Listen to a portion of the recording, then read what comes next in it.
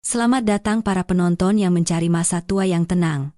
Seringkali kita berpikir bahwa ketika anak sudah dewasa dan menikah, tugas orang tua telah selesai. Namun, beberapa tragedi justru dimulai di tengah kesepian masa senja, ketika hati yang rapuh mengambil keputusan tergesa-gesa. Cerita saya pun dimulai dari keputusan seperti itu.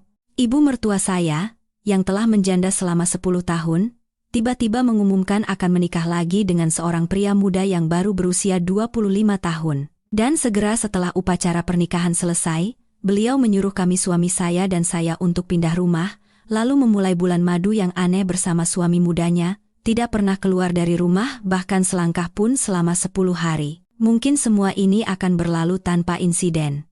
Seandainya saja para tetangga tidak mulai menelpon dan mengeluh tentang bau busuk misterius yang berasal dari rumah itu. Dengan firasat buruk, saya dan suami mendobrak pintu dan masuk ke dalam. Di sana, kami terpaku, membeku melihat pemandangan yang tak terbayangkan. Sebuah babak awal dari kebenaran mengerikan yang bahkan tidak pernah kami imajinasikan.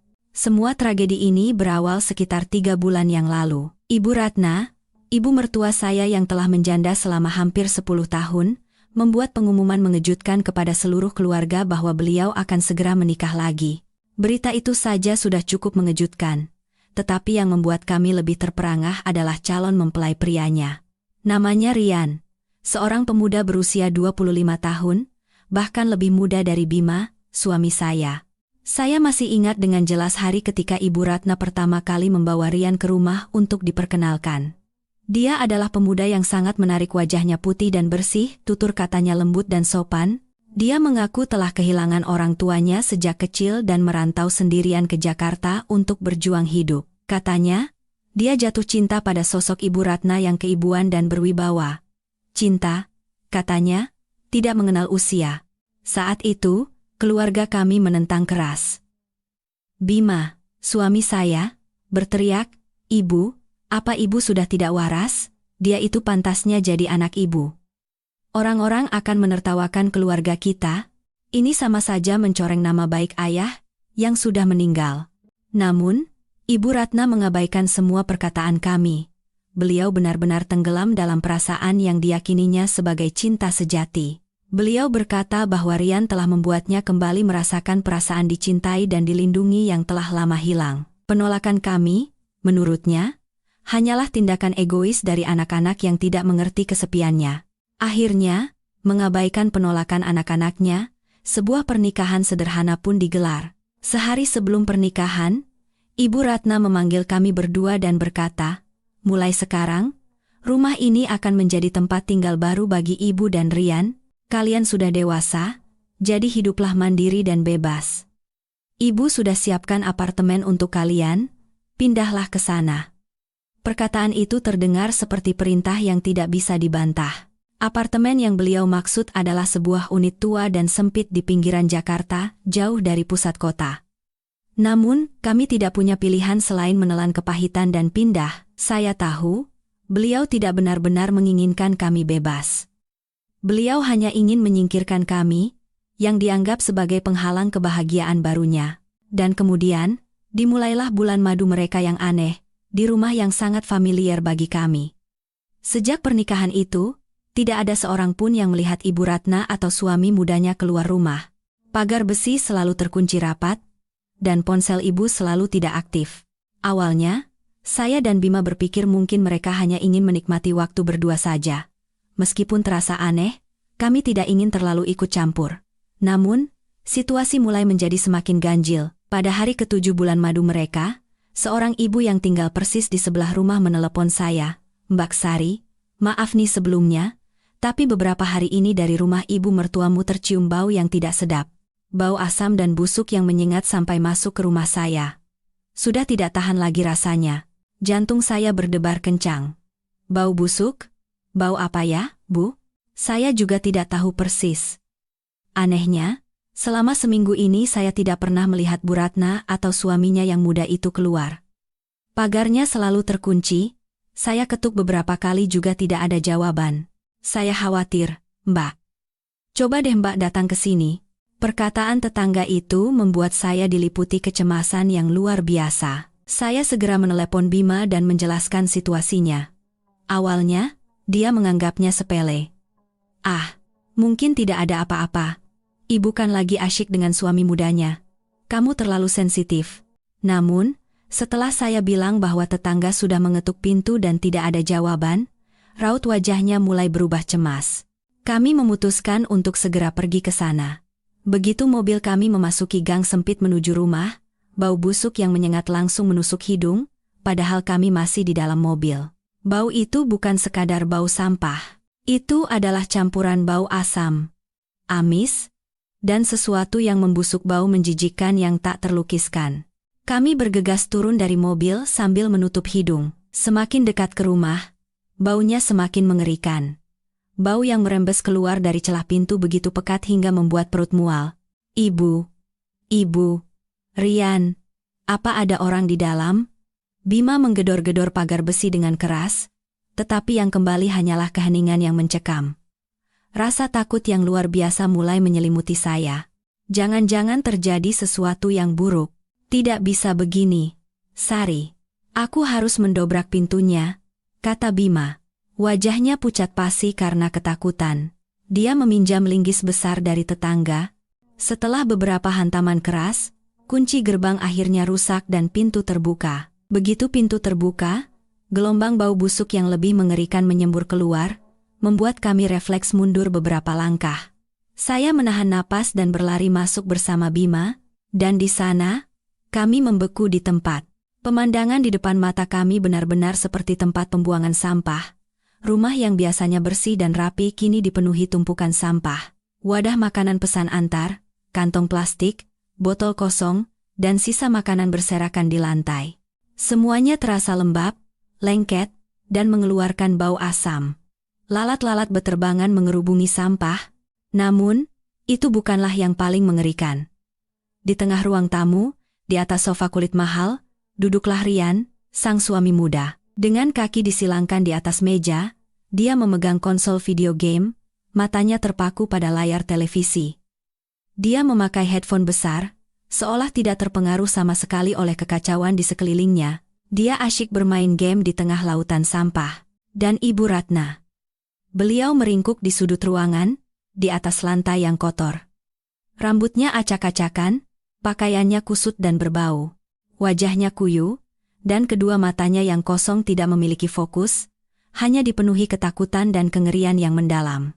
Dan di bawah lengan bajunya yang usang, terlihat jelas beberapa bekas luka lebam kebiruan. Jika Anda, para penonton, juga kehilangan kata-kata melihat adegan yang mengejutkan ini, dan penasaran tentang apa yang sebenarnya terjadi di rumah itu selama 10 hari terakhir, serta mengapa ibu mertua saya berada dalam kondisi yang begitu menyedihkan, maka segeralah tekan tombol suka dan bagikan, dan jangan lupa untuk berlangganan channel Masa Tua Tenang kami.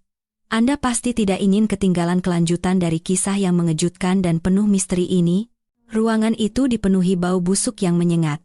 Waktu seolah berhenti di momen yang mengerikan itu. Saya berdiri terpaku di ambang pintu, mencoba mencerna pemandangan yang tak masuk akal di depan mata, rumah yang berubah menjadi tempat sampah, suami muda yang asyik bermain game, dan ibu mertua yang penuh luka meringkuk di sudut. Semua ini seperti adegan dari film horor yang surreal. Keheningan dipecahkan oleh Bima, suami saya. Keterkejutan awalnya dengan cepat berubah menjadi amarah yang meluap-luap. Alih-alih menghampiri ibunya, dia langsung menyerbu ke arah Rian. "Bajingan, apa yang sudah kau lakukan pada ibuku?" Bima berteriak sambil merenggut dan melempar headphone Rian. Permainannya terganggu, Rian akhirnya menoleh. Tidak ada raut terkejut atau rasa bersalah di wajahnya. Hanya ekspresi kesal karena diganggu, keningnya berkerut. Lalu, dia menatap kami dan pintu yang rusak secara bergantian, sebelum senyum santai yang mengerikan tersungging di bibirnya. "Oh, Mas Bima, Mbak Sari, sudah datang. Kenapa tidak telepon dulu sebelum kesini?" Sikapnya seperti menyiram bensin ke dalam api amarah Bima. Kau masih bisa bicara seperti itu? Lihat keadaan rumah ini, dan lihat kondisi ibuku. Apa yang sudah kau lakukan padanya?" Rian menjawab dengan santai. Dia berdiri dari sofa dan meregangkan tubuhnya seolah baru bangun tidur. Lalu, dia menghela napas panjang, Seolah dipenuhi rasa empati dan kelelahan, dia merangkul bahu Bima, sebuah gestur akrab yang sama sekali tidak cocok dengan situasi saat itu. Mas Bima, tenang dulu, ini tidak seperti yang Mas pikirkan. Saya juga sangat menderita. Lalu, dia memulai sandiwaranya. Sebuah sandiwara yang dirancang dengan sangat sempurna. Ini semua karena ibu, katanya dengan suara penuh kesedihan. Setelah menikah, kondisi psikologisnya tiba-tiba menjadi sangat tidak stabil. Saya juga tidak tahu kenapa. Beliau terus mengurung diri di dalam rumah, tidak membiarkan siapapun masuk, dan bahkan melarang saya keluar. Kata dokter, sepertinya beliau mengalami depresi pasca menopause yang parah. Depresi pasca menopause, kening saya berkerut. Alasan yang terdengar sangat dibuat-buat. Namun, dia melanjutkan ceritanya dengan suara yang semakin meyakinkan. Ibu melarang saya membersihkan apapun. Katanya beliau suka hidup seperti ini. Setiap kali saya mencoba membuang sampah, beliau berteriak dan menangis, menuduh saya ingin membuangnya juga. Beliau bahkan menyakiti dirinya sendiri. Dia menunjuk bekas lebam di lengan Ibu Ratna. Luka-luka itu karena ibu membenturkan dirinya ke dinding atau ujung meja. Saya sudah mencoba menghentikannya, tapi tidak berhasil. Dia menatap kami.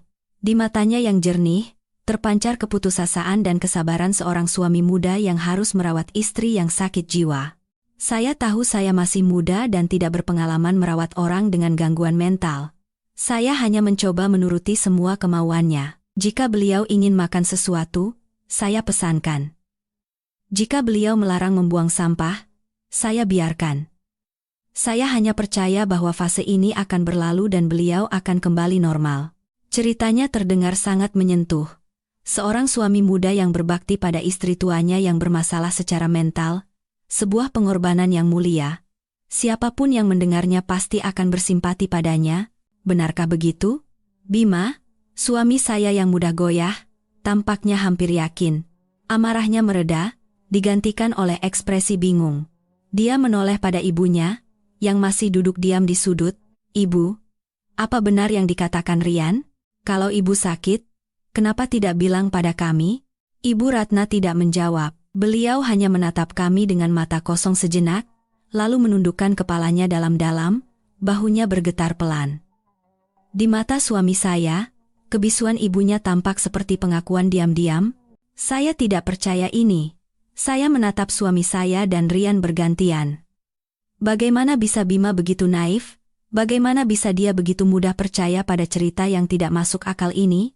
Ibu Ratna, yang saya kenal sebagai wanita yang kuat dan tegas, tidak mungkin tiba-tiba menjadi gila karena depresi pasca menopause. Dan bekas lebam itu jelas bukan karena benturan. Itu adalah bekas cengkeraman jari, bekas seseorang yang memeganginya dengan paksa. Tetapi suami saya tidak melihat semua itu. Atau mungkin, dia sengaja tidak mau melihatnya. Dia ingin mempercayai cerita Rian. Karena itu adalah jawaban yang paling mudah dan paling tidak merepotkan. Aduh, ibu. Bima mengerang sambil memegangi kepalanya. Kenapa bisa jadi begini? Lalu dia menoleh ke arah saya. Rasa frustrasinya, seperti biasa, berubah menjadi tuduhan terhadap saya. Sari, ini semua gara-gara kamu, teriaknya. Sudah kubilang ini bukan apa-apa. Kamu yang memaksa membuat keributan, mendobrak pintu, dan sekarang lihat, semua tetangga pasti sudah melihatnya. Ibu sudah sakit, sekarang kita harus menanggung malu. Apa sekarang kamu puas? Saya membeku. Saya tidak percaya dengan apa yang saya dengar.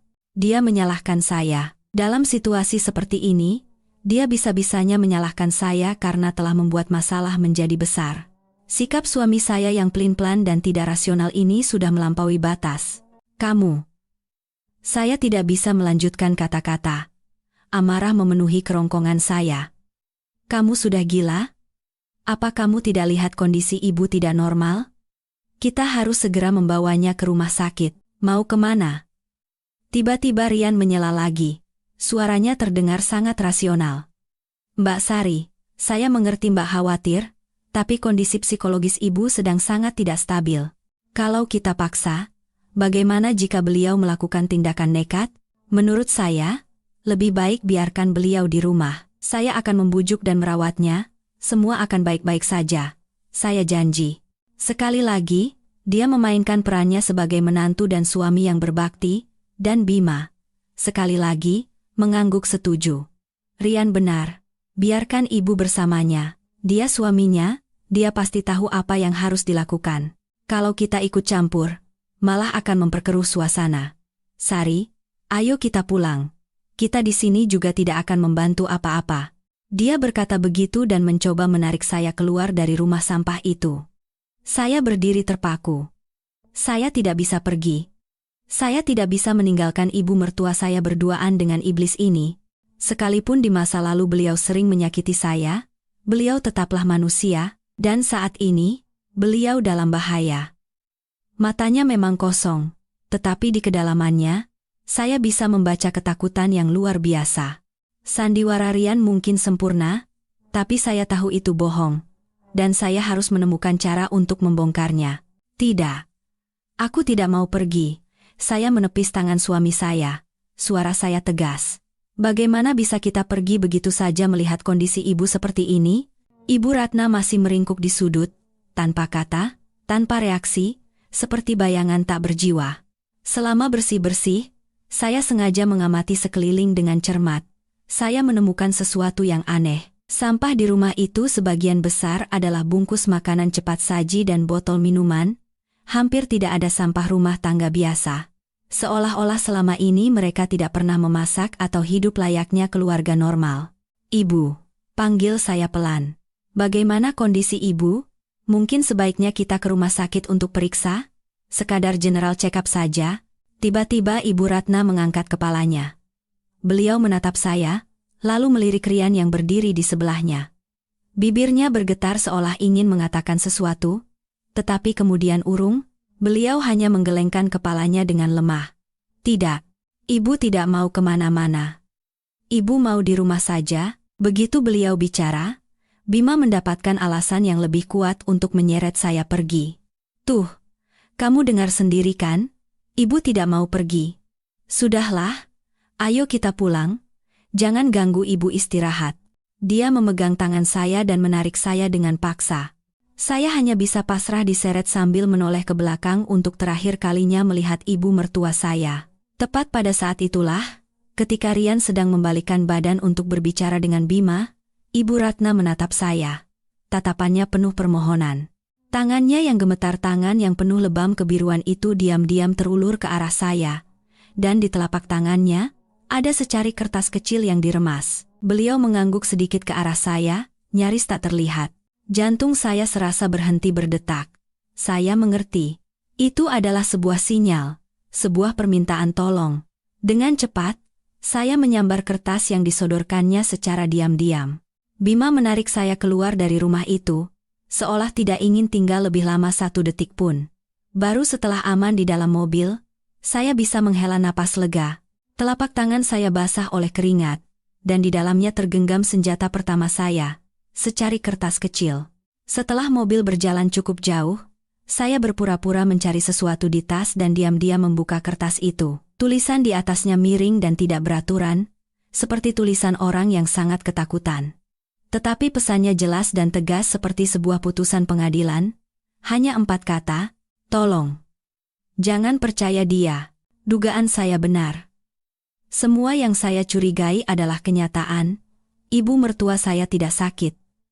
Beliau dikendalikan, diancam, dan Rian, suami muda berwajah malaikat itu, adalah iblis yang sesungguhnya. Tapi kenapa? Apa yang dia inginkan? Dan mengapa Ibu Ratna begitu takut padanya hingga tidak bisa bicara dan harus menggunakan cara seperti ini? Saya segera menyembunyikan kertas itu. Saya tahu, yang ada di tangan saya adalah sebuah rahasia mematikan. Dan pertarungan ini bukan lagi sekadar masalah keluarga. Saya butuh bantuan. Bukan sekadar nasihat, tetapi seseorang yang mengerti hukum.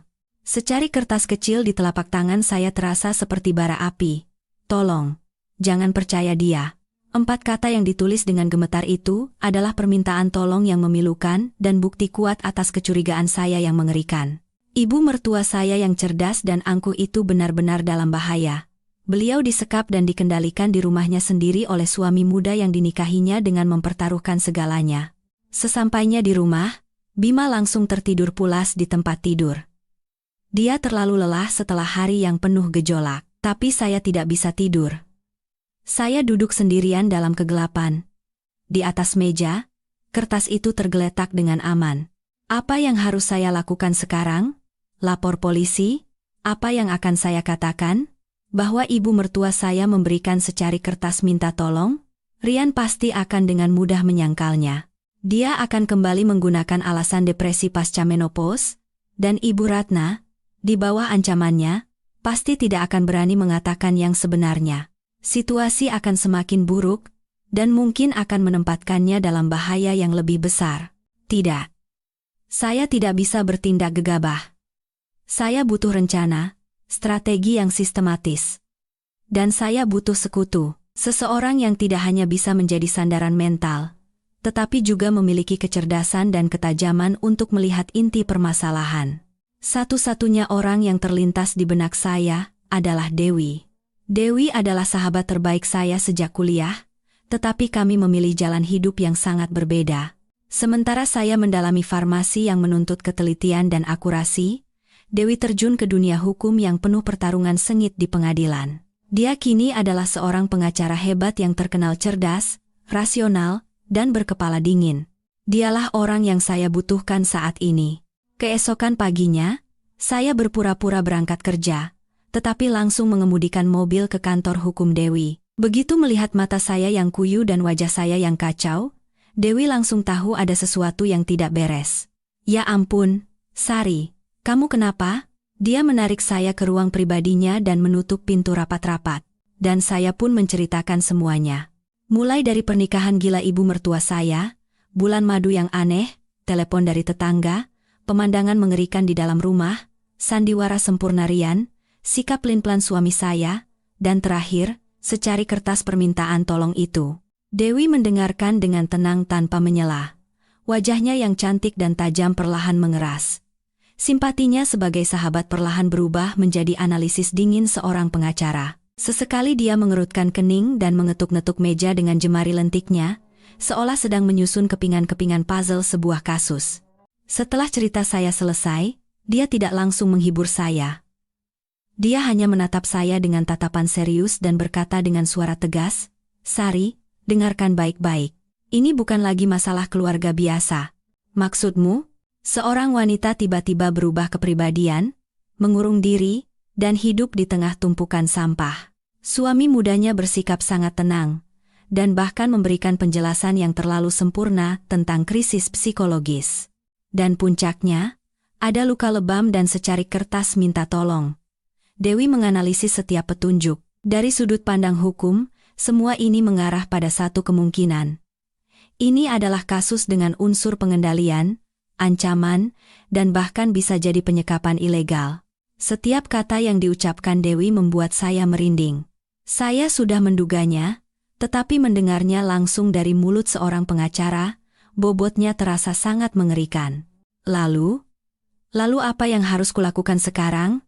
Tanya saya dengan suara bingung. Apa aku harus langsung lapor polisi? Dewi menggelengkan kepala. Jangan dulu. Seperti dugaanku, kita belum punya cukup bukti. Kertas itu sangat penting, tapi bukan bukti langsung. Orang itu terlalu licik. Dia sudah membangun alibi sempurna sebagai suami yang merawat istri yang sakit. Kalau kita bertindak sekarang, dia akan dengan mudah memutarbalikkan keadaan, bahkan bisa menuntut kita balik atas tuduhan palsu.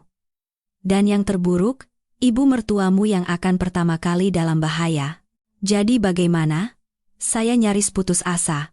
Tenang, Dewi memegang tangan saya yang gemetar. Pertarungan ini tidak boleh dilakukan dengan gegabah. Kita harus bertindak cerdas dan hati-hati.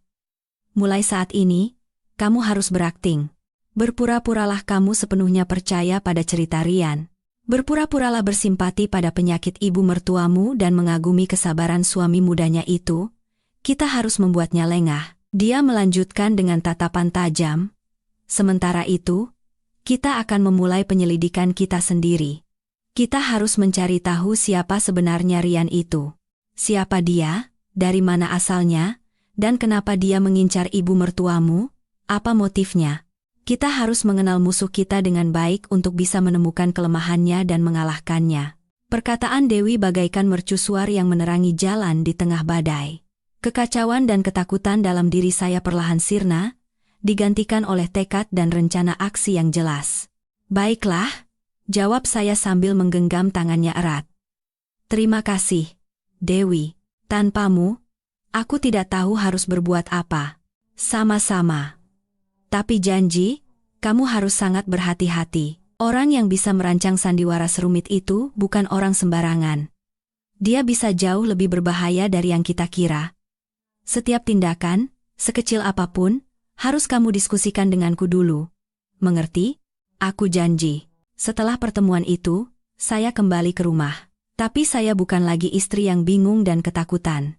Saya adalah seorang penyelidik, seorang mata-mata di dalam keluarga saya sendiri. Saya hanya punya satu sekutu, tapi sekutu yang tak ternilai harganya. Perang untuk menyelamatkan ibu mertua saya dan membuka topeng si jahat telah resmi dimulai, dan langkah pertama adalah mencari tahu siapa sebenarnya Rian, menantu baru itu.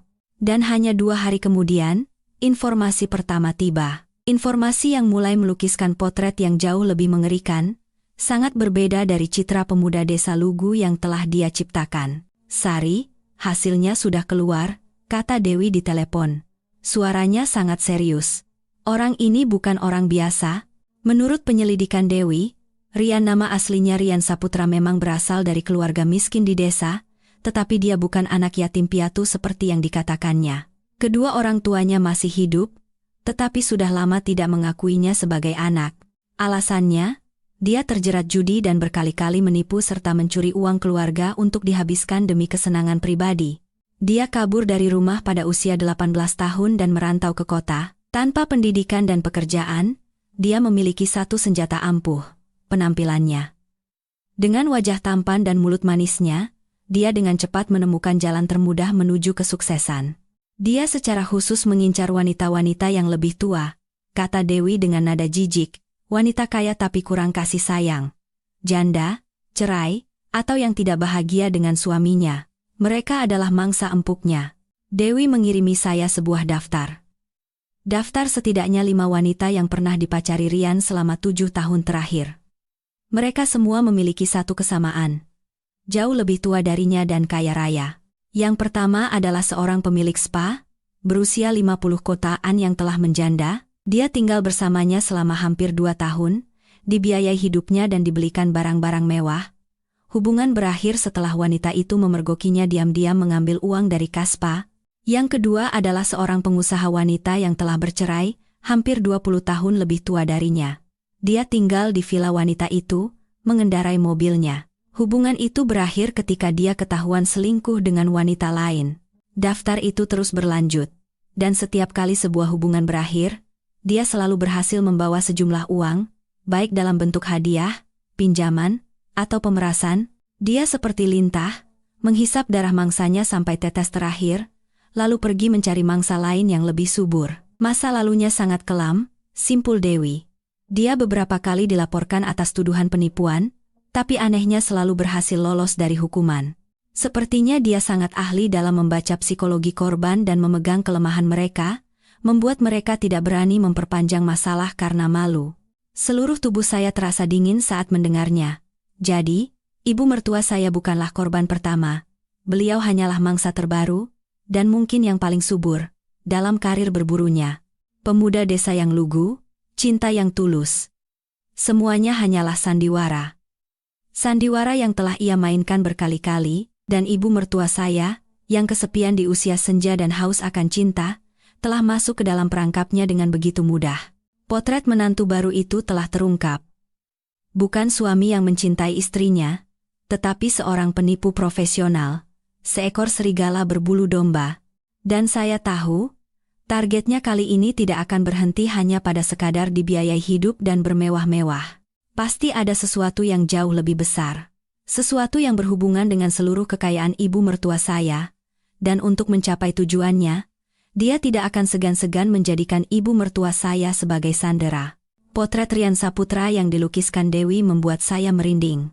Dia bukan penipu amatiran, dia adalah seorang pemburu profesional, berpengalaman, terampil, dan sangat kejam. Dia tahu cara mengendus mangsa yang kesepian, tahu cara membuai mereka dengan penampilan dan kata-kata manis, lalu tanpa ampun menghisap mereka hingga tetes terakhir. Dan Ibu Ratna adalah mangsa terbesarnya. Berdasarkan informasi awal, Dewi dan saya mulai menyusun kepingan-kepingan puzzle, dan rencana perburuan Rian yang sempurna perlahan terungkap. Sebuah rencana yang diperhitungkan dengan sangat matang, jauh sebelum dia secara resmi muncul di hadapan keluarga kami. Semuanya dimulai hampir setahun yang lalu. Saat itu, Ibu Ratna mulai bergabung dengan sebuah klub dansa untuk kalangan parubaya. Katanya, beliau ingin mencari kesibukan setelah bertahun-tahun hanya di rumah. Saat itu, saya dan Bima sangat mendukungnya. Kami sama sekali tidak tahu bahwa tempat itu adalah arena berburu yang dipilih oleh Rian. Dia muncul di sana bukan sebagai penari, melainkan sebagai instruktur muda yang energik. Dengan modal ketampanan, kemudaan, dan pujian atas kecantikan Ibu Ratna yang klasik dan berwibawa, dia sengaja mendekatinya. Dia dengan cepat menaklukkan hati seorang wanita yang sedang memasuki masa senja, haus akan pengakuan dan cinta. Mereka mulai dengan les dansa privat, berlanjut ke kencan di kafe, dan makan malam romantis. Dia memainkan perannya dengan sempurna sebagai pemuda yang mengagumi dan jatuh cinta pada wanita sukses yang lebih tua. Dia membuat Ibu Ratna percaya bahwa dirinya masih menarik dan berhak mendapatkan cinta yang membara, tanpa memandang usia. Lalu, pukulan telak pun datang. Dewi menemukan informasi tentang perjalanan Ibu Ratna ke Bali sekitar 6 bulan yang lalu. Beliau berbohong kepada kami, mengatakan pergi bersama teman-teman klubnya. Kenyataannya, itu adalah perjalanan rahasia berdua saja dengan Rian. Pasti ada sesuatu yang terjadi dalam perjalanan itu, kata Dewi dengan suara serius. Pemburu profesional seperti dia tidak akan menyia-nyiakan kesempatan emas seperti itu. Aku yakin, dia tidak hanya menaklukkan ibu mertuamu secara fisik, tetapi juga mendapatkan senjata yang jauh lebih kuat. Maksudmu? Video pribadi, Sari, desah Dewi. Itu adalah modus operandi standar para bajingan jenis ini. Mereka diam-diam merekam momen paling pribadi, lalu menggunakannya sebagai senjata untuk memeras dan menjadikan korban sebagai sandera mereka. Seluruh tubuh saya terasa dingin. Jadi, bekas lebam di tubuh Ibu Ratna, ketakutan luar biasa di matanya, semuanya berasal dari sini. Beliau tidak hanya disekap secara fisik, beliau diancam dan diperas secara mental. Bagi orang seperti Ibu Ratna, yang sangat menjaga harga diri dan gengsi, tersebarnya video semacam itu akan menjadi pukulan yang menghancurkan, lebih buruk dari kematian. Rian telah memegang kelemahan fatalnya, sekarang semuanya masuk akal. Pernikahan ini bukanlah buah dari cinta buta. Itu adalah sebuah jebakan. Setelah perjalanan ke Bali, Rian menggunakan video-video itu untuk memaksa Ibu Ratna membuka hubungan mereka ke publik dan menikah dengannya. Kenapa harus menikah? Karena itu akan melegitimasi keberadaannya di dalam rumah dan keluarga ini. Itu akan memberinya kedok sempurna sebagai seorang suami, untuk mengelabui mata orang sekitar, mengendalikannya, dan menjalankan rencananya untuk terus menguras hartanya. Dan Ibu Ratna, karena terlalu takut dan tidak ingin rahasia memalukannya terungkap, terpaksa menerimanya dengan berat hati. Beliau menelan penolakan anak-anaknya dan cemoohan masyarakat, dan membawa serigala itu masuk ke dalam rumah. Keputusan untuk menyuruh kami pindah juga merupakan bagian dari rencananya.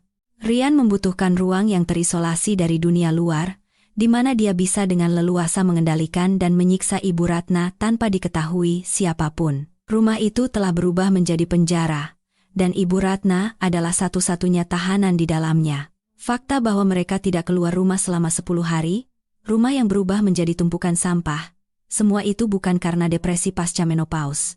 Itu adalah penyiksaan psikologis. Dia sengaja membuatnya menjadi makhluk yang kotor dan hina untuk merenggut sisa-sisa harga dirinya. Dia ingin membuatnya hancur total dan bergantung sepenuhnya padanya, agar lebih mudah menguras uangnya. Tujuan Rian sangat jelas. Dia tidak menginginkan uang saku beberapa juta.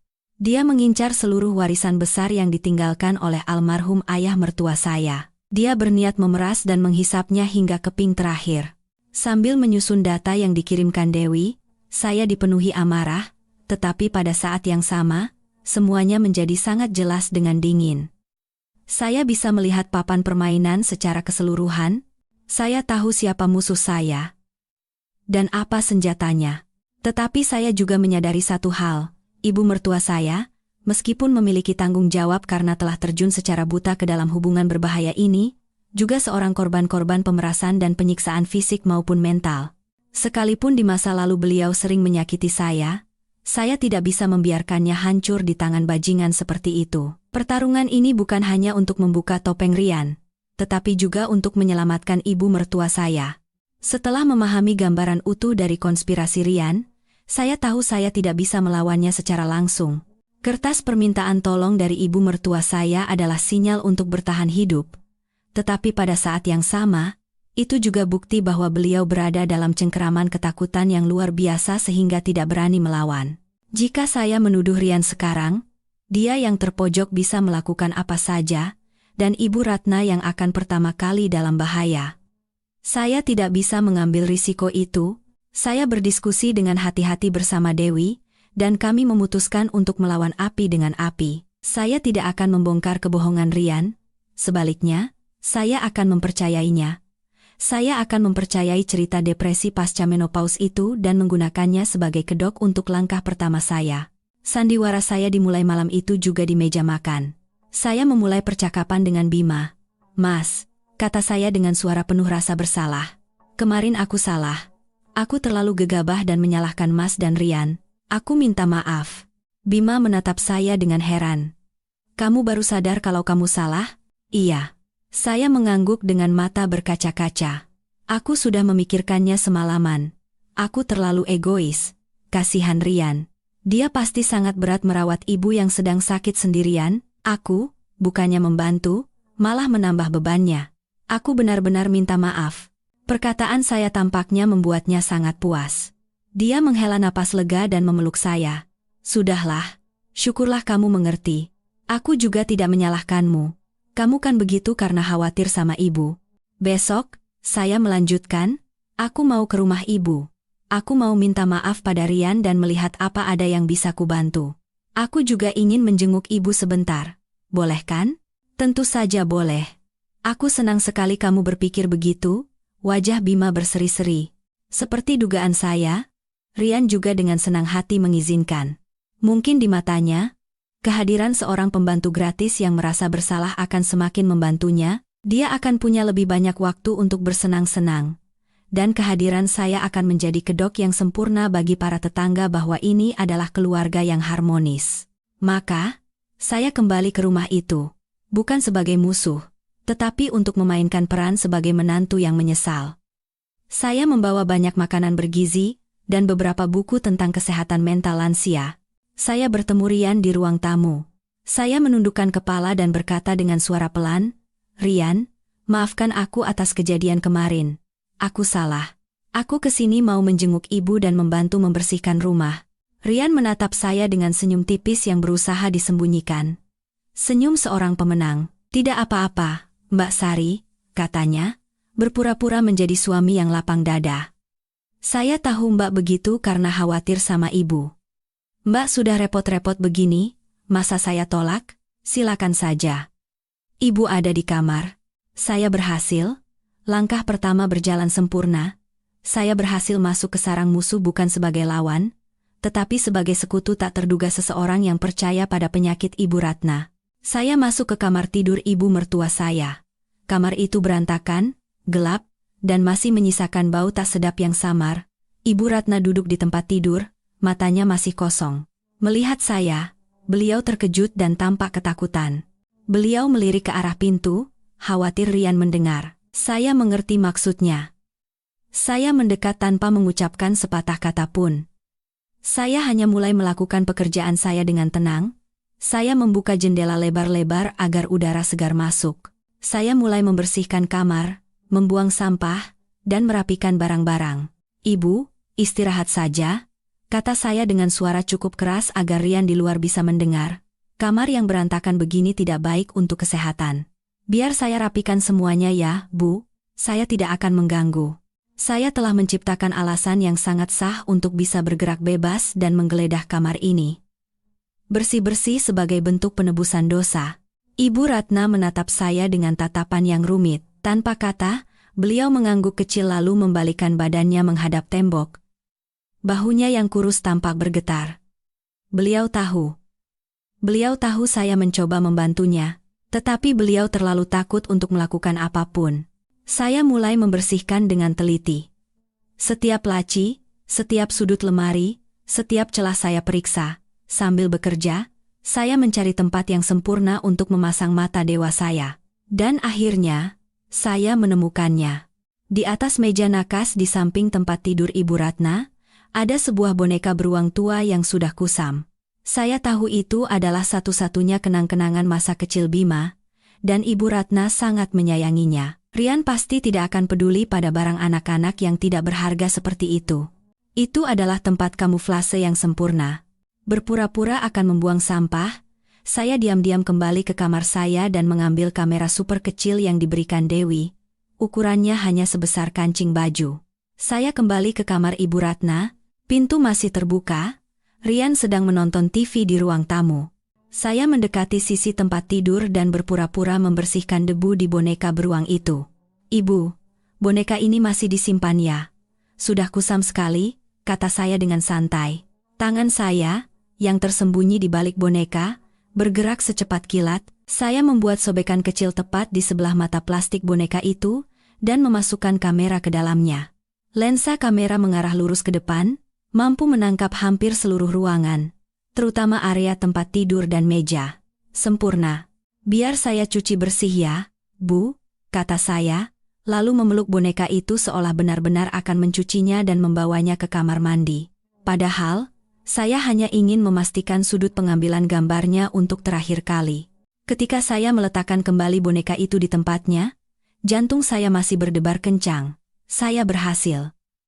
Mata dewa telah terpasang di posisi yang tepat. Mulai sekarang, setiap tindakan dan perkataan Rian di dalam kamar ini tidak akan luput dari pengawasan saya.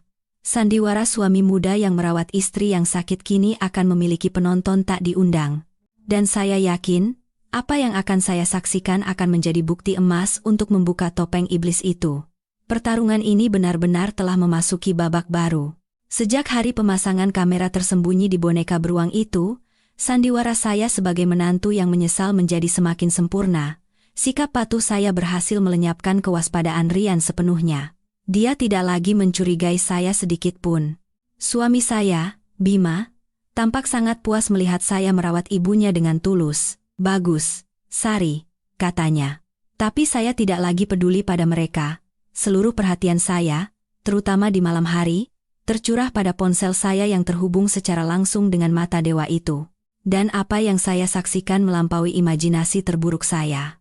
Pemandangan itu dengan telanjang menunjukkan wajah asli Rian yang menjijikkan, wajah seorang iblis. Begitu pintu kamar tidur ditutup dan mereka hanya berdua, Rian bukan lagi suami muda yang sabar dan penyayang. Dia adalah seorang tiran. Saya melihat Rian masuk ke kamar dan mengunci pintu. Dia tidak memakan makanan yang saya buat. Dia membuangnya dengan kasar ke tempat sampah. "Makan masakan perempuan itu cuma bikin kotor mulut," gumamnya. Lalu, dia mengeluarkan sekotak ayam goreng yang dibelinya dari luar. Setelah makan dan minum dengan puas, dia berbaring di tempat tidur, menaikkan kakinya ke tubuh Ibu Ratna, dan memerintahkannya untuk memijat kakinya. Ibu Ratna, dengan gemetar, menuruti perintahnya tanpa sepatah kata pun perlawanan. "Nenek tua," ujarnya dengan nada penuh penghinaan. "Mana uangnya? Hari ini jatuh tempo, kan? Aku sudah tidak punya uang lagi, Rian." Saya mendengar isak tangis lirih, Ibu Ratna. "Uang yang kuberikan terakhir kali itu adalah simpanan darurat terakhirku. Tolong, kali ini saja maafkan aku." "Tidak punya uang?" Rian tertawa sinis, tawa yang dingin dan mengerikan. "Kau bercanda? Suamimu meninggalkan warisan miliaran untukmu, dan kau bilang tidak punya uang? Atau kau mau aku mengirimkan kenangan indah kita kepada anak kesayanganmu, si Bima, dan teman-teman arisanmu yang sok itu, biar kita bisa nonton bareng?" Dan dia melakukannya. Dia mengeluarkan ponselnya, memutar sebuah video, dan menyodorkan layarnya tepat di depan wajah Ibu Ratna. Saya tidak bisa mendengar suara dari ponselnya, tetapi saya bisa melihat. Saya melihat wajah ibu mertua saya menjadi pucat pasi. Saya melihatnya gemetar, menutup wajah dengan kedua tangan, dan menggelengkan kepala dengan panik dalam rasa malu dan ketakutan yang luar biasa. Itu adalah senjata pamungkasnya. Video-video pribadi itu, bagaimana? Sudah ingat di mana uangnya? Tanya Rian dengan pongah. Atau perlu kuingatkan? Bagaimana dengan deposito 20 miliar yang kau simpan di bank swasta itu? Apa kau berniat membawanya ke liang lahat? Dia sudah menyelidiki dan mengetahui semua tentang kondisi keuangan Ibu Ratna. Jangan, kumohon, jerit Ibu Ratna. Kumohon, akan kuberikan. Besok aku akan ke bank dan mengambil uangnya. Tolong, janji kau akan menghapus semua itu. Menghapus? Rian tertawa lagi. Mana mungkin aku membunuh angsa yang bertelur emas? Nurut saja. Aku butuh 5 miliar besok. Kalau tidak, kau tahu akibatnya.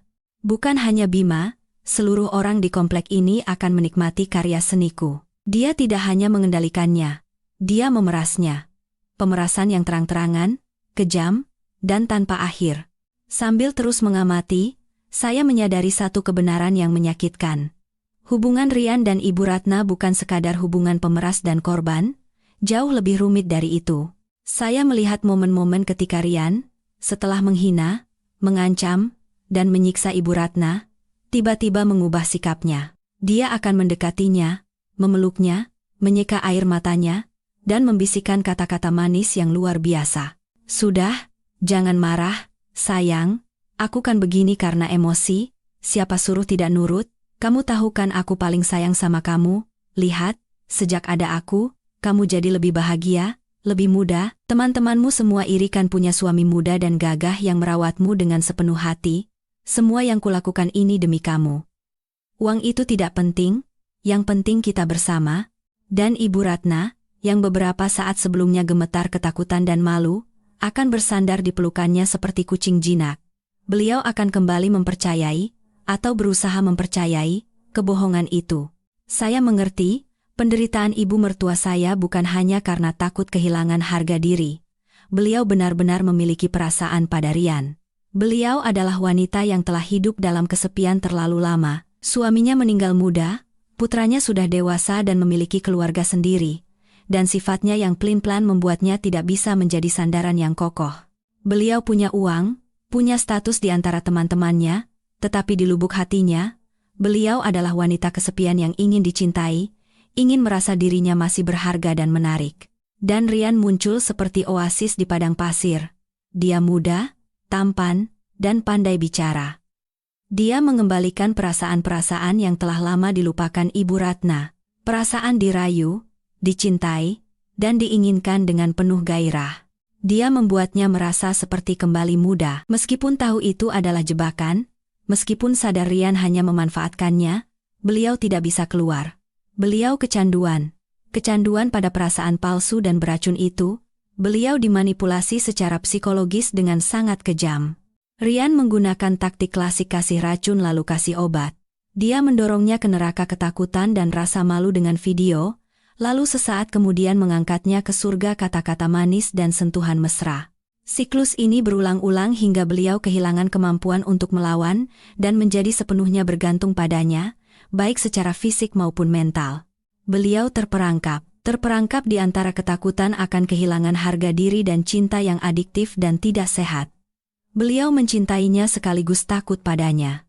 Permintaan tolong yang diberikannya pada saya adalah sisa-sisa percikan akal sehatnya yang terakhir. Sebuah perjuangan putus asa. Namun sesaat kemudian, beliau kembali tenggelam, ditarik oleh perasaannya yang buta. Penderitaan mendalam ibu mertua.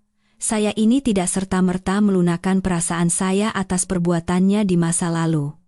Hinaan dan cemoohannya masih membekas di hati saya. Namun, hal ini membuat saya melihatnya dengan cara yang berbeda. Bukan hanya dengan kebencian, tetapi juga dengan rasa iba. Iba pada seorang wanita malang, yang menjadi korban dari kesepian dan kelemahannya sendiri.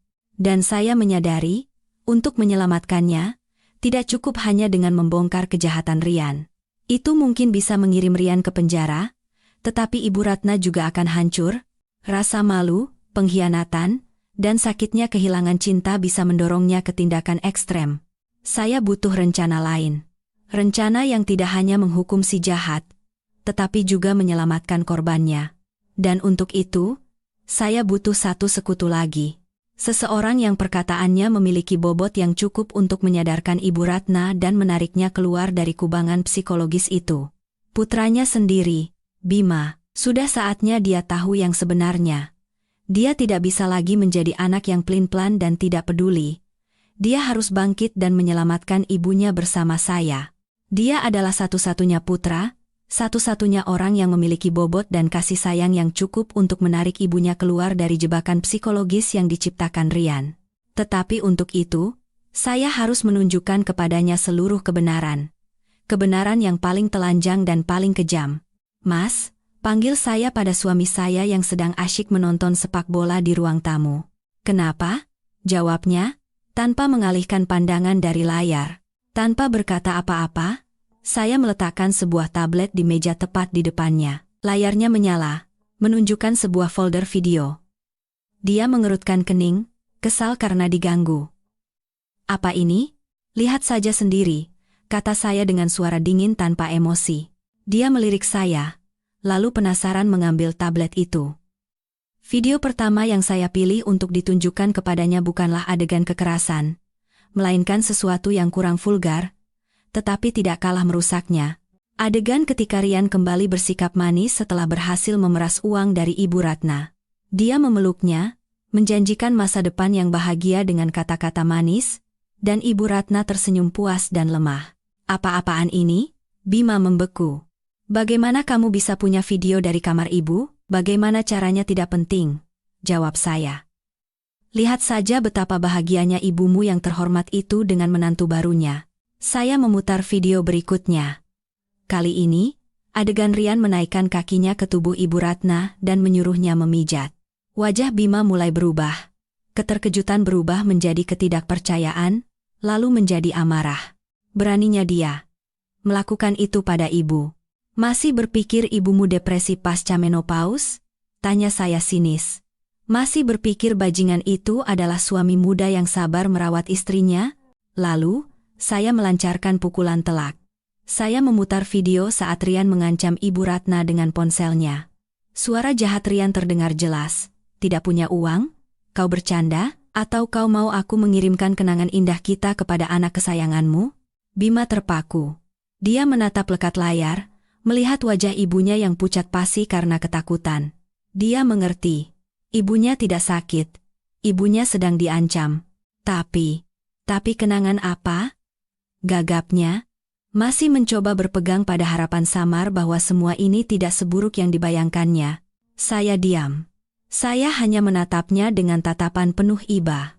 Lalu, perlahan saya membuka folder lain. Folder yang isinya telah saya sensor dengan hati-hati pada bagian-bagian paling sensitif, tetapi cukup untuk membuat penontonnya mengerti apa yang terjadi. Saya meletakkan tablet itu di depannya. Lihat sendiri. Dan siapkan hatimu. Dengan tangan gemetar, Bima mengambil tablet itu. Dia mengklik video pertama, dan sebuah erangan mengerikan keluar dari tenggorokannya. Tablet itu jatuh ke atas karpet tebal, wajahnya pucat pasi tanpa sisa darah. Dia duduk membeku di tempatnya. Matanya dipenuhi kengerian, rasa jijik yang tak terlukiskan, dan kehancuran. Dia telah melihatnya. Meskipun disensor, dia telah melihat adegan menjijikan antara ibu kandungnya sendiri dengan bajingan muda itu. Tidak. Tidak mungkin, gumamnya sambil menggelengkan kepala putus asa. Menjijikan. Sangat menjijikan. Dia menutupi wajahnya dengan kedua tangan. Bahunya bergetar hebat. Pria yang selama ini selalu berlagak kuat dan patriarkis itu kini hancur total. Dia menangis. Dia hanya duduk di sana, gemetar dalam rasa jijik dan malu yang luar biasa. Kebenaran telah terungkap dengan cara yang paling kejam. Ibunya bukan sekadar korban yang malang, beliau adalah bagian dari hubungan yang tidak sehat, dan dia, sebagai putranya, tanpa sengaja telah menjadi penonton drama memalukan itu. Saya memberinya waktu untuk mencerna guncangan itu. Saya tahu ini adalah kebenaran yang sulit diterima. Beberapa saat kemudian, dia perlahan mengangkat kepalanya, Matanya tidak lagi menangis, melainkan merah padam karena amarah.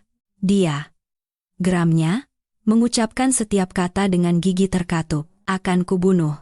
Akan kubunuh bajingan itu, teriaknya sambil bangkit berdiri. Akan kucabik-cabik binatang itu. Beraninya dia menodai ibuku. Beraninya dia melakukan hal sebejat itu. Amarah telah mengambil alih semua rasa takut dan jijik. Dia kini adalah binatang buas yang terluka, hanya tersisa naluri untuk menerkam musuhnya. Kebangkitannya datang dengan cara yang sangat keras. Amarah Bima meledak seperti gunung berapi. Dia berlari ke arah pintu, matanya yang merah menyala mencari sesuatu yang bisa dijadikan senjata. Dia mengambil sebuah stik golf dari sudut ruangan, menggenggamnya begitu erat hingga buku-buku jarinya memutih. Tidak akan kubiarkan dia hidup, akan kuhancurkan wajahnya, teriaknya dengan suara serak karena marah. Saya tahu dia tidak hanya bicara. Amarah dan rasa malu yang luar biasa telah mengubahnya menjadi orang lain. Seseorang yang siap melakukan apa saja untuk membela kehormatan ibunya, kehormatan keluarganya, meskipun kehormatan itu telah ternoda. Saya bergegas lari dan memblokir pintu. Mau kemana? Apa yang mau kamu lakukan? Minggir, teriaknya, mencoba mendorong saya ke samping. Jangan halangi aku harus memberinya pelajaran. Pelajaran, saya balas berteriak, memegangi lengannya dengan putus asa. Setelah kamu menghajarnya habis-habisan, lalu apa? Kamu akan masuk penjara karena penganiayaan? Apa itu sepadan? Aku tidak peduli. Tapi bagaimana dengan ibu? Perkataan saya seperti menyiram air dingin ke kepalanya yang panas. Dia berhenti. Coba pikirkan, suara saya menjadi lebih rasional dan tegas. Kalau kamu menghajarnya dan membuat masalah ini menjadi besar, siapa yang akan paling dirugikan? Ibu, apa kamu mau video-video menjijikan itu tersebar ke seluruh dunia? Apa kamu mau ibumu yang sudah berusia 60 tahun itu menghabiskan sisa hidupnya dalam rasa malu, ditunjuk-tunjuk orang? Apa kamu mau dia tidak berani menatap siapapun dan tidak bisa keluar rumah? Setiap kata saya bagaikan jarum yang menusuk kelemahannya. Stik golf di tangannya jatuh lemas ke bawah, seolah seluruh kekuatannya terkuras habis. Dia terhuyung-huyung dan terduduk di lantai. Amarahnya hilang, hanya menyisakan rasa putus asa yang tak berujung. Lalu apa yang harus kita lakukan? Tanyanya dengan suara putus asa. Masa kita biarkan saja bajingan itu terus berulah? Terus mengancam dan memeras ibu? Tentu saja tidak, jawab saya sambil duduk di sampingnya. Kita tidak akan membiarkannya, tapi kita tidak akan bertindak bodoh. Kita tidak akan menggunakan otot. Kita akan menggunakan otak. Dia menatap saya, matanya bingung tetapi penuh kepercayaan. Kini, di tengah badai ini, sayalah satu-satunya pelampungnya. Kamu tahu, kata saya sambil merendahkan suara. Rian, dia tidak hanya memeras ibu, dia adalah penipu profesional. Ibu bukan korban pertamanya. Ada banyak wanita lain sebelum ibu. Dia punya masa lalu yang sangat kelam. Saya menceritakan semua hasil penyelidikan saya dan Dewi tentang masa lalu Rian, tentang karir berburunya. Semakin Bima mendengar, semakin pucat wajahnya. Dia tidak pernah membayangkan bahwa menantu yang diabaikannya itu adalah iblis yang begitu berbahaya. Lalu, kenapa ibu? Karena ibu kesepian, potong saya. Dan karena bajingan itu terlalu licik dan telah memanipulasi psikologis ibu dengan kejam. Ibu mencintainya sekaligus takut padanya. Ibu terperangkap, dan kita harus menariknya keluar. Tapi bagaimana? Kita akan menjebloskannya ke penjara, kata saya dengan dingin dan tegas. Tapi bukan karena penganiayaan, melainkan karena pemerasan, ancaman, dan pencemaran nama baik. Kita harus mendapatkan bukti yang cukup agar hukum bisa menghukumnya. Dan yang lebih penting, kita harus mendapatkan semua video itu dan menghapusnya selamanya. Saya menatap matanya lurus-lurus. Dan untuk itu, aku butuh bantuanmu, Mas. Kamu harus berakting. Teruslah berperan sebagai anak yang pelin-pelan dan tidak tahu apa-apa. Kamu harus kembali ke rumah itu, mendekati Rian, dan merekam bukti yang menentukan.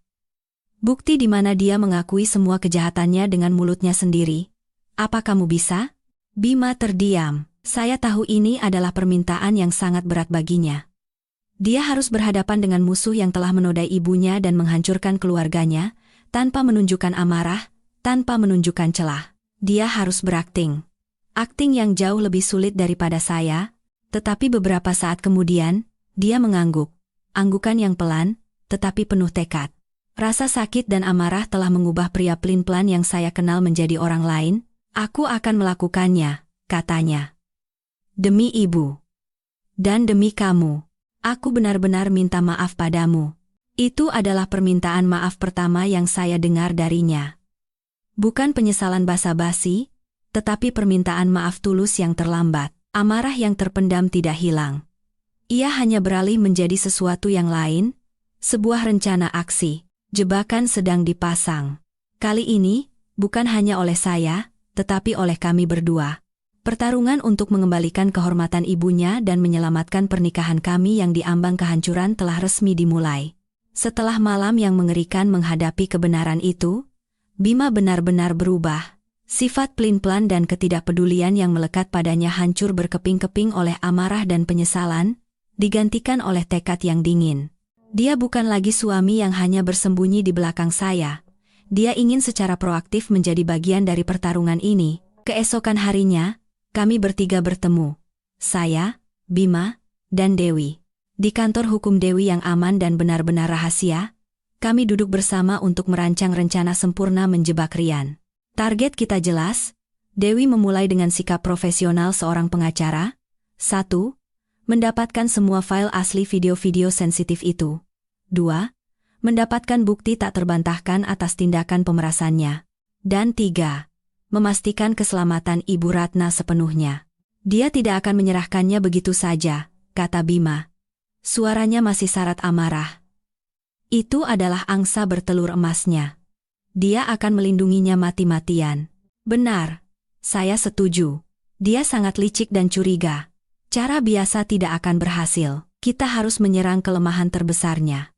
Keserakahan, kata Dewi dengan tatapan tajam. Penipu profesional sepertinya, seberhati-hati apapun dia, selalu punya satu tumit Achilles, keserakahannya yang tak terbatas. Dia tidak akan puas dengan uang receh yang diperasnya dari ibu sekarang. Dia pasti menginginkan satu pukulan besar, satu tangkapan besar terakhir sebelum kabur. Jadi, apa rencana kita? Tanya Bima tidak sabar. Rencana kita, Dewi tersenyum penuh perhitungan, adalah memberinya tangkapan besar itu. Kita tidak akan berperan sebagai pembongkar kejahatan. Kita akan berperan sebagai orang yang ingin membeli keheningan dengan uang. Rencana detail pun disusun. Setiap langkah, setiap dialog, setiap kemungkinan reaksi Rian dianalisis dan disiapkan skenario penanganannya. Aktor utama dalam sandiwara ini tidak lain adalah Bima. Dia bukan lagi anak yang tidak peduli dan tidak tahu apa-apa.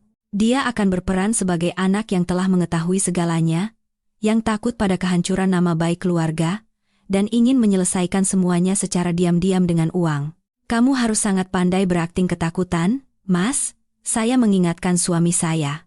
Kamu harus membuatnya percaya bahwa kamu lebih takut pada video-video itu daripada apapun, bahwa kamu datang bukan untuk konfrontasi, melainkan untuk bernegosiasi dan memohon. Aku mengerti, Bima mengangguk dengan tatapan penuh tekad. Dan ini, saya memberinya sebuah kancing kecil. Ini adalah alat perekam dan kamera tersembunyi. Kamu harus memasangnya di bajumu sebelum menemuinya. Setiap kata dan tindakannya harus terekam. Ini akan menjadi bukti terpenting kita. Semua persiapan telah selesai. Bima menarik napas dalam-dalam, dan dengan mengenakan topeng anak yang panik, dia kembali ke rumah neraka itu. Saya dan Dewi tidak ikut. Kami mengawasi semuanya dari dalam mobil yang diparkir di pinggir jalan tak jauh dari sana. Melalui sebuah layar kecil yang terhubung langsung dengan kamera di kancing Bima, jantung saya berdebar kencang. Ini adalah pertaruhan yang sangat berbahaya. Jika akting Bima goyah atau Rian mencium gelagat aneh, semuanya akan sia-sia. Bima masuk ke dalam rumah. Suasana di dalam tampak sangat tegang. Ibu Ratna duduk di sofa dengan wajah kuyu, sementara Rian mondar-mandir dengan wajah kesal. Mungkin dia marah karena mangsanya tidak lagi patuh. Melihat Bima, Rian langsung menyindir, "Oh, anak emas sudah datang. Kenapa? Sudah dapat cara untuk cari uang buat ibumu?" Bima tidak marah. Dia berakting sesuai naskah. Dia mendekat dan berkata dengan suara gemetar ketakutan, Rian, bisa kita bicara sebentar? Berdua saja, sikap Bima membuat Rian sedikit terkejut. Dia menyeringai. Memangnya ada apa yang perlu dibicarakan berdua? Takut nenek tua ini dengar? Ini masalah yang sangat penting, kata Bima sambil melirik ibunya dengan cemas. Sebaiknya kita bicara di ruang kerja. Rian tampak penasaran. Dia mengangkat bahu dan mengikuti Bima ke ruang kerja. Pintu pun ditutup. Saya dan Dewi menahan napas, mata kami terpaku pada layar. Suara dari alat perekam terdengar sangat jelas. Ada apa sampai harus rahasia begini? Suara sombong Rian terdengar. Aku tahu semuanya. Bima tergagap. Aku tahu apa yang sudah kamu lakukan pada ibuku. Hening sejenak. Saya bisa membayangkan bagaimana wajah Rian berubah saat ini. Kau. Bicara apa kau ini? Suaranya menjadi rendah dan mengancam. Apa yang nenek tua itu katakan padamu? Bukan ibu. Bima buru-buru melambaikan tangan, berakting ketakutan. Aku tidak sengaja melihatnya. Aku melihatmu mengancam ibu. Dan video-video di ponselmu itu. Kau mengintip ponselku, geram Rian. Maaf, aku tidak sengaja. Bima berlutut di lantai. Ini adalah tindakan yang telah kami perhitungkan. Sikap memelas ini akan membuat Rian semakin lengah dan percaya bahwa dia berada di atas angin. Aku hanya sangat khawatir pada ibu. Kumohon, Rian. Aku akan berikan uang berapapun yang kamu mau. Tolong hapus video-video itu. Jangan sakiti ibuku. Jangan hancurkan nama baik keluarga kami. Permohonan Bima tampaknya berhasil. Ketegangan dalam suara Rian hilang, digantikan oleh tawa sinis. Tawa seorang pemburu yang melihat mangsanya masuk perangkap sepenuhnya. Sudah kuduga, tawanya. Kalian paling takut kehilangan muka, kan? Baguslah kalau kau sadar diri. Jebakan telah dipasang dengan sempurna. Bima berhasil membuat dirinya tampak sebagai orang ketakutan yang rela membayar untuk membeli keheningan. Dan Rian, dengan keserakahannya yang tak terbatas, menelan umpan itu tanpa sedikit pun keraguan. Bangun, suara Rian terdengar angkuh, seolah sedang memberi pengampunan. Aku tidak bicara dengan orang yang berlutut. Bima, dengan tetap mempertahankan ekspresi ketakutan yang luar biasa, bangkit dengan gemetar. Jadi apa maumu? Mauku?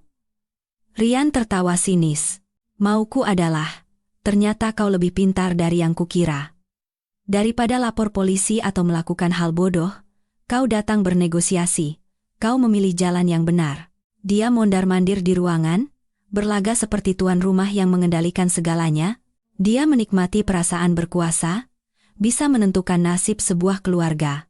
Kau bilang kau tahu beberapa hal, katanya sambil berhenti di depan Bima. Jadi, seberapa banyak yang kau tahu? Ini adalah pertanyaan pancingan. Dan Bima menjawabnya persis seperti naskah yang kami siapkan. Aku tahu kau butuh uang, gagap Bima. Dan kau menggunakan video-video itu untuk meminta uang pada ibu. Benar, Rian mengangguk. Aku butuh uang, sangat banyak uang. Dan ibumu yang tua itu punya sangat banyak uang. Hubungan kami hanya transaksi yang adil. Berapa yang kau mau? Tanya Bima dengan suara gemetar. 1 miliar? 2 miliar? Akan kuusahakan. Rian tertawa menghina. 1 miliar? Kau bercanda. Kau pikir harga diri ibumu, harga diri keluargamu yang terhormat itu hanya seharga itu? Lalu berapa? Kali ini suara Bima terdengar putus asa. Rian tersenyum penuh kemenangan. Dia mengangkat 3 jarinya. 30 miliar, katanya dengan jelas. Tidak kurang, tidak lebih. 30 miliar rupiah tunai. Sebagai gantinya, aku akan menyerahkan semua koleksi asliku padamu. Kita selesaikan semuanya dengan bersih. Aku akan menghilang dari kehidupan ibumu, dari keluargamu. Bukankah itu penawaran yang bagus? 30 miliar. Jumlah yang fantastis. Seperti yang kami duga, keserakahannya tidak ada batasnya. Tapi bagaimana aku bisa mempercayaimu? Bima melontarkan pertanyaan terakhir untuk memperkuat perannya. Bagaimana jika kau menyimpan salinannya setelah menerima uang? Hah, Rian tertawa lagi. Kau pikir aku sepicik itu? Aku menjaga reputasiku dalam berbisnis. Lagi pula, dengan 30 miliar di tangan, apa aku gila mau tetap di negara ini? Aku akan pergi jauh, menikmati hidupku. Buat apa pusing berurusan dengan keluarga merepotkan kalian? Dia, dalam kesombongannya, tanpa sadar mengakui semua tindakan dan rencananya. Setiap katanya terekam jelas oleh alat di kancing Bima. Bukti sudah lebih dari cukup. Baiklah, kata Bima dengan suara pasrah. Aku setuju, tapi aku butuh waktu. 30 miliar bukan uang kecil. Aku beri waktu 1 hari, Rian menetapkan syarat. Besok malam jam 8, di ruang tamu rumah ini, kita lakukan pertukaran. Kau bawa uangnya, aku serahkan USB berisi semua harta karun itu. Jangan coba-coba macam-macam. Kau tidak tahu rencana cadangan apa saja yang kumiliki. Baik. Negosiasi selesai. Bima keluar dari ruang kerja dengan terhuyung-huyung, seolah baru saja lolos dari maut. Rian mengikutinya dari belakang dengan senyum puas. Dia berpikir sebentar lagi akan mendapatkan kekayaan besar dan bisa memulai hidup baru. Dia tidak tahu bahwa dalam transaksi besok malam, tidak akan ada uang. Yang menantinya hanyalah borgol dingin. Jaring langit akhirnya telah ditebar. Keesokan harinya berlalu dalam keheningan dan ketegangan yang luar biasa. Bima memainkan perannya dengan sempurna sebagai anak yang pontang-panting mencari uang dalam jumlah besar. Wajahnya selalu muram, sesekali menghela napas panjang. Ibu Ratna masih duduk seperti bayangan di kamarnya. Beliau diliputi ketakutan akan transaksi yang akan datang, sekaligus harapan samar bahwa mimpi buruk ini akan berakhir dan rahasia memalukannya akan terkubur. Sementara itu, Rian tampak sangat santai dan percaya diri. Dia bersiul-siul, menonton TV, dan sesekali menatap kami dengan pandangan angkuh, layaknya seorang kaisar yang menunggu upeti dari rakyatnya.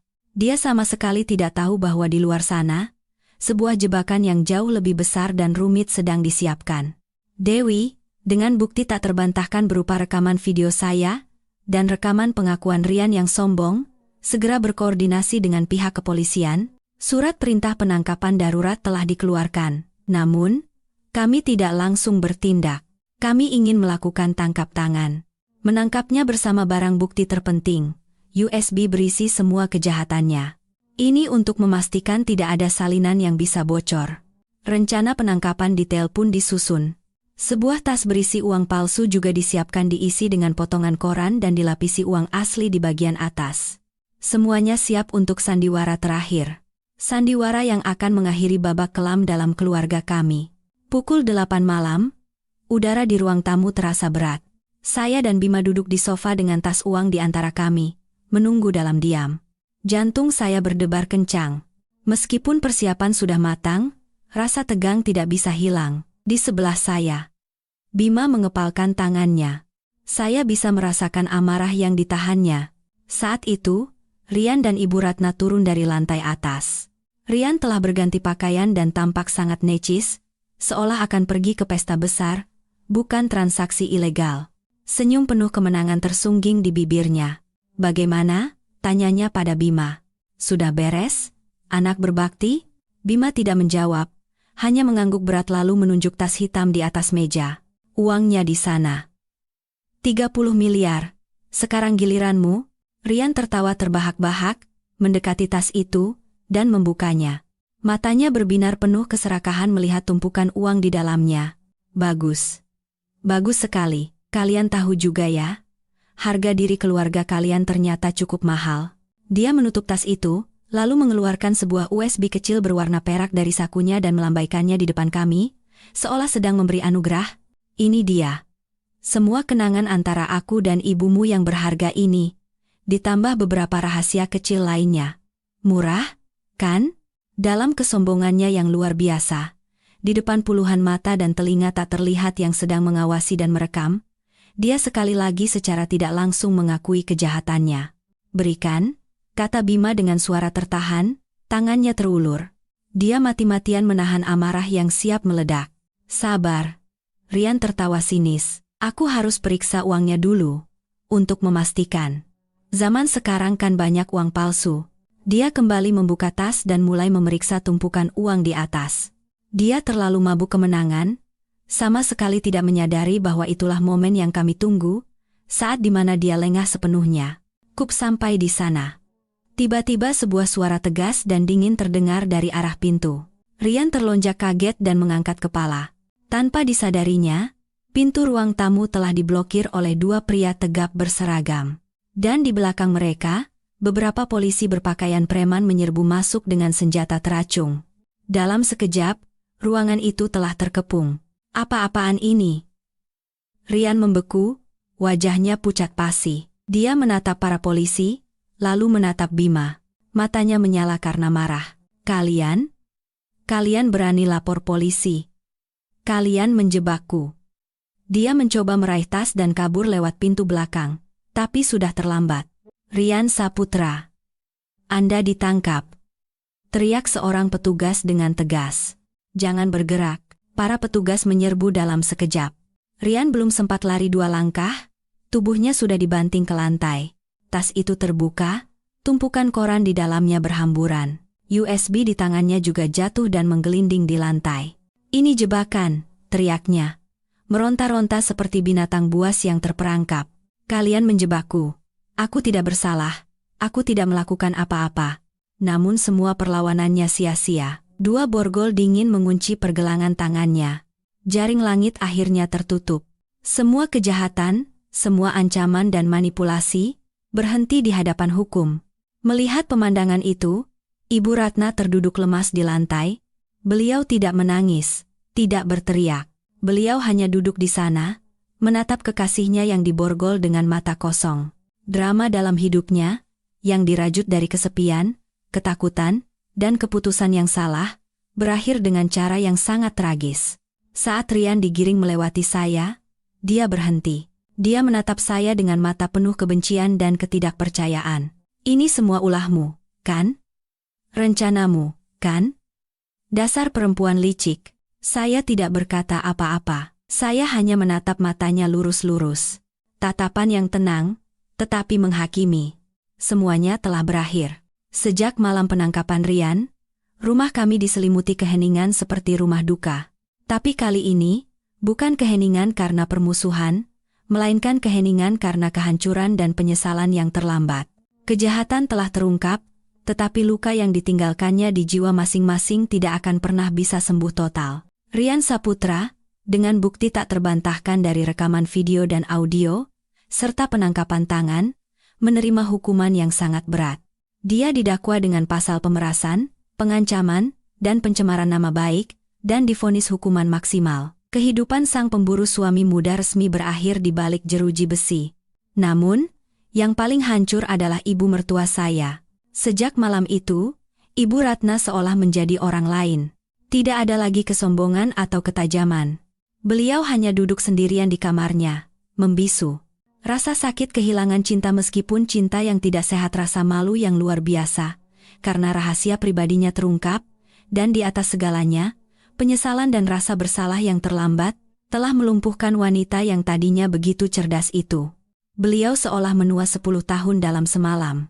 Rambut hitamnya mulai dipenuhi uban. Saya tahu beliau butuh waktu, dan mungkin ini adalah pertama kalinya dalam 3 tahun terakhir keluarga ini benar-benar membutuhkan saya. Saya tidak pergi. Saya tetap tinggal. Bukan karena cinta saya pada Bima telah kembali, tetapi karena sisa-sisa rasa kemanusiaan dan tanggung jawab sebagai sesama manusia. Suatu sore, saat saya membawakannya semangkuk bubur, beliau mengangkat kepala dan menatap saya, matanya merah dan bengkak. Sari, ujarnya dengan suara serak dan lemah. Ibu minta maaf. Itu adalah 2 kata yang belum pernah saya dengar darinya selama 3 tahun terakhir. Ibu salah. Ibu bodoh. Ibu kesepian. Sampai jadi begini, ibu tidak pantas jadi mertuamu. Tidak pantas jadi ibunya Bima. Apa kamu bisa memaafkan ibu? Saya tidak berkata apa-apa. Saya hanya meletakkan mangkuk bubur itu dengan tenang, dan memberinya tisu. Entah apakah saya bisa memaafkannya sepenuhnya. Luka yang diberikannya nyata, tetapi melihat kondisinya yang begitu menyedihkan dan menderita, tidak ada sedikit pun rasa puas di hati saya. Yang tersisa hanyalah rasa kasihan dan iba. Bima juga banyak berubah setelah kejadian ini. Dia bukan lagi suami pelin-pelan yang hanya bersembunyi di belakang istrinya. Amarah yang terpendam malam itu, dan proses kerja sama kami untuk menjebak Rian, seolah telah membangkitkan sisi laki-laki dalam dirinya. Dia belajar menghadapi tanggung jawab, belajar bagaimana melindungi keluarganya dengan cara yang benar. Sebagian besar waktunya dihabiskan di sisi ibunya, merawat dan menghiburnya. Dia juga berbicara terus terang kepada saya. Bukan dengan permohonan yang memelas, tetapi dengan ketulusan yang sesungguhnya. "Sari, aku tahu aku tidak pantas lagi meminta maaf padamu," katanya dengan suara penuh penyesalan. "Aku adalah suami yang buruk, dan anak yang buruk. Aku sudah terlalu banyak menyakitimu. Aku diam saat kamu ditindas, dan aku lemah saat kamu paling membutuhkanku. Aku tidak akan menahanmu lagi. Jika kamu ingin bercerai, aku akan menandatanganinya. Aku hanya minta satu hal, beri aku kesempatan untuk menebus kesalahanku, bukan sebagai suami, tapi sebagai teman. Saya tidak tahu bagaimana nasib pernikahan kami ke depannya. Retaknya terlalu besar untuk bisa diperbaiki dengan mudah. Tetapi untuk pertama kalinya, saya melihat perubahan, pertumbuhan dalam dirinya. Keluarga mereka telah melewati badai yang mengerikan, tetapi dari puing-puingnya, sebuah perjalanan baru dimulai. Perjalanan yang berat untuk menyembuhkan luka, menghadapi kebenaran, dan belajar untuk lebih memahami dan mencintai satu sama lain. Ibu Ratna mulai menjalani terapi psikologis untuk pulih dari trauma dan ketergantungan emosionalnya. Bima mencari pekerjaan baru dan memulai kembali dengan rasa tanggung jawab seorang pria sejati. Dan saya tidak pergi. Saya memilih untuk tetap tinggal, bukan sebagai korban, tetapi sebagai penyembuh. Saya membantu mereka bukan karena kewajiban, tetapi karena kemanusiaan. Saya menggunakan pengetahuan farmasi saya untuk mencarikan pengobatan terbaik bagi Ibu Ratna, dan menggunakan kekuatan saya untuk menjadi sandaran bagi Bima di saat terlemahnya. Cerita saya berakhir di sini, bukan akhir yang seperti di negeri dongeng. Pernikahan saya mungkin tidak akan pernah kembali seperti dulu. Luka telah tergores, tetapi setelah semuanya berakhir, kami tidak membiarkan tragedi menghancurkan kami sepenuhnya. Dari puing-puing abu, kami menemukan kesempatan untuk memulai kembali, kesempatan untuk belajar, dan kesempatan untuk tumbuh. Selamat datang kembali, para penonton setia channel Masa Tua Tenang. Kita baru saja bersama-sama menyaksikan akhir dari sebuah kisah yang dramatis, namun sekaligus sangat memilukan dan meninggalkan kesan mendalam. Sebuah tragedi yang bukan lahir dari keserakahan atau pengkhianatan biasa, melainkan dari sesuatu yang lebih dalam dan mengerikan. Kesepian di masa senja dan kerapuhan psikologis. Mungkin kini, setelah ketegangan berlalu dan si jahat mendapatkan ganjarannya, yang tersisa di hati kita masing-masing bukanlah sekadar rasa puas, melainkan keheningan dan perenungan tentang takdir manusia. Kisah Sari, Ibu Ratna, dan pemuda bernama Rian ini bukanlah sekadar kasus yang aneh. Ini adalah sebuah cerminan yang menelanjangi sisi gelap jiwa manusia, dan melaluinya, kita bisa memetik pelajaran yang sangat mendalam. Nilai-nilai kemanusiaan yang jika kita renungkan, bisa membuat hidup kita dan orang-orang yang kita cintai menjadi lebih baik, lebih kokoh, dan lebih aman. Pesan terbesar dan paling menyakitkan dari kisah ini adalah peringatan keras tentang jebakan kesepian di usia senja dan bahaya mencari kebahagiaan dengan cara yang salah. Ibu Ratna, mertua Sari, bukanlah tokoh antagonis murni. Beliau memang tajam dan angkuh, tetapi di lubuk hatinya, beliau juga korban dari kesepiannya sendiri. Setelah ditinggal mati suami dan putranya dewasa membangun keluarga sendiri, beliau memiliki segalanya: uang, rumah, kehidupan yang mapan, tetapi kehilangan hal yang paling esensial, perhatian, teman, dan perasaan dibutuhkan. Kesepian di usia senja adalah monster yang mengerikan. Ia menggerogoti jiwa seseorang secara diam-diam, membuat mereka rapuh, mudah terluka, dan secara buta mendambakan cinta. Dan kekosongan psikologis inilah yang membuat Ibu Ratna menjadi mangsa sempurna bagi para pemburu seperti Rian. Dia datang bukan dengan cinta, melainkan dengan strategi. Dia menggunakan kemudahan, kata-kata manis, dan rayuan agresif untuk mengisi celah yang selama ini kosong dalam diri Ibu Ratna. Dia memberinya perasaan kembali muda, perasaan bahwa dirinya masih menarik dan berharga. Dan seperti orang kehausan di padang pasir, beliau menenggak cawan beracun itu tanpa ragu.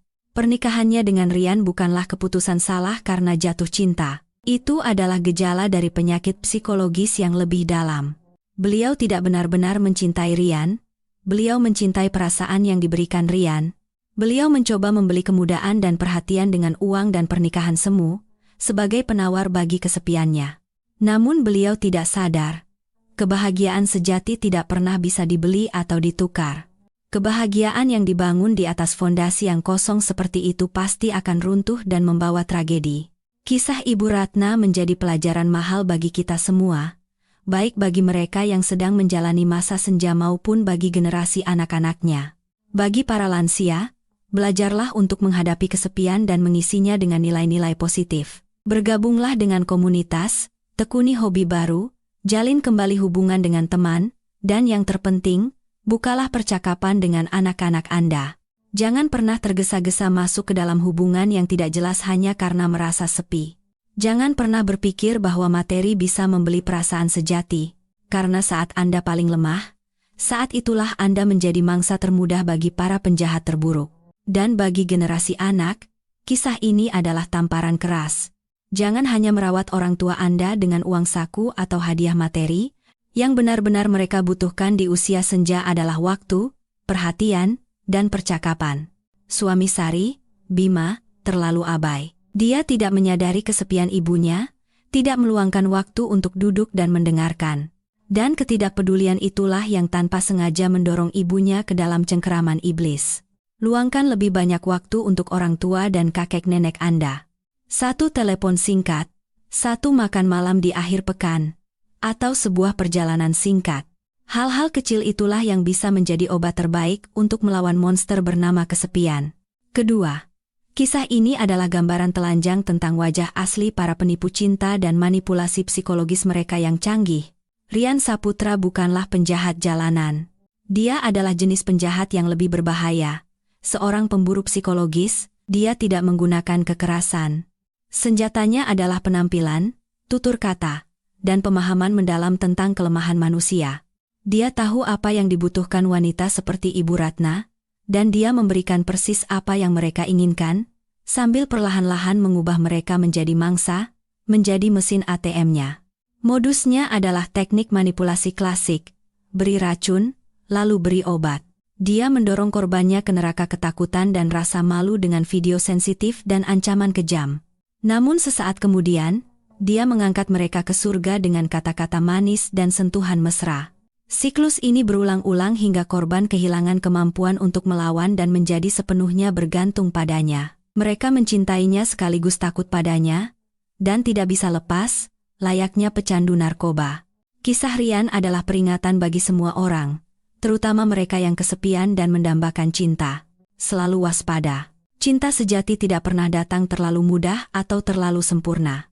Jika seseorang datang dan memberikan semua yang Anda inginkan terlalu cepat, mengucapkan semua yang ingin Anda dengar, berhati-hatilah. Dia mungkin bukan pangeran dari negeri dongeng, melainkan serigala berbulu domba. Beri waktu, kenali, dan amati. Orang yang benar-benar mencintai Anda, tidak akan pernah menggunakan rahasia atau kelemahan Anda untuk mengendalikan Anda. Mereka justru akan melindungi Anda dari hal-hal itu. Jangan sampai rasa haus akan cinta membuat Anda kehilangan akal sehat dan penilaian. Dan terakhir, pelajaran yang paling menginspirasi adalah tentang kekuatan kebijaksanaan, keberanian, dan kemanusiaan dalam melawan kejahatan. Tokoh protagonis kita, Sari, adalah perwujudan dari semua itu. Ketika menemukan kebenaran, dia tidak hancur atau memilih jalan balas dendam buta. Dia mengubah rasa sakit menjadi kekuatan, mengubah amarah menjadi rencana aksi yang cerdas dan sistematis. Ketika bukti belum cukup, dia tidak menyerang secara frontal. Dia memilih mundur selangkah untuk bisa maju 1000 langkah. Dengan berpura-pura bodoh, dia menggunakan kelicikan musuhnya sebagai senjata untuk melawannya. Seluruh proses Sari dalam membongkar konspirasi ini adalah sebuah pertarungan otak yang menegangkan, membuktikan bahwa kebijaksanaan dan ketenangan adalah senjata paling tajam. Kekuatan sejati bukan terletak pada seberapa keras Anda bisa berteriak, melainkan seberapa dalam Anda bisa berpikir. Namun, yang paling berharga dari Sari bukan hanya kebijaksanaannya, tetapi juga kemanusiaannya. Ketika dia menyadari bahwa ibu mertuanya, sekalipun telah menyakitinya di masa lalu, juga seorang korban, Sari tidak berpaling. Dia memilih untuk menyelamatkannya. Pertarungannya bukan hanya untuk balas dendam, tetapi juga untuk penyelamatan, Dia tidak membiarkan dendam pribadi mengaburkan nuraninya sebagai manusia, dan tindakan itulah yang tidak hanya menyelamatkan ibu mertuanya, tetapi juga suaminya. Kekuatan, ketegasan, dan pengampunannya telah menyadarkan dan menumbuhkan Bima, membuatnya menyadari tanggung jawabnya. Di akhir cerita, meskipun pernikahan mereka mungkin tidak akan sama lagi, sebuah keluarga telah memulai proses penyembuhan, penebusan, dan pemahaman. Itulah akhir yang sesungguhnya manusiawi. Kisah Sari memberikan inspirasi tak terbatas, terutama bagi siapapun yang merasa menjadi korban dan merasa tidak berdaya di hadapan ketidakadilan. Jangan pernah menyerah. Jangan pernah berpikir Anda lemah. Percayalah pada kemampuan Anda. Ubah air mata menjadi kepala dingin. Carilah bantuan dari sahabat yang bisa dipercaya. Percayalah pada keadilan, dan gunakan kecerdasan Anda untuk berjuang. Dan selalu, jagalah hati yang hangat. Menghukum yang jahat itu perlu, tetapi menyelamatkan mereka yang tersesat dan memberi mereka kesempatan untuk memulai kembali, itulah kemenangan terbesar kemanusiaan. Para penonton sekalian, hidup memang tidak selalu seperti dongeng. Terkadang kita harus menghadapi kebenaran yang sulit diterima, dan rasa sakit yang seolah tak teratasi. Namun, kisah Sari telah menyalakan satu percikan api dalam diri kita. Api keberanian, keteguhan, dan keyakinan pada keadilan. Tidak ada seorang pun, seberapapun sempurna topeng yang mereka kenakan, yang berhak menginjak-injak hidup dan kebahagiaan Anda.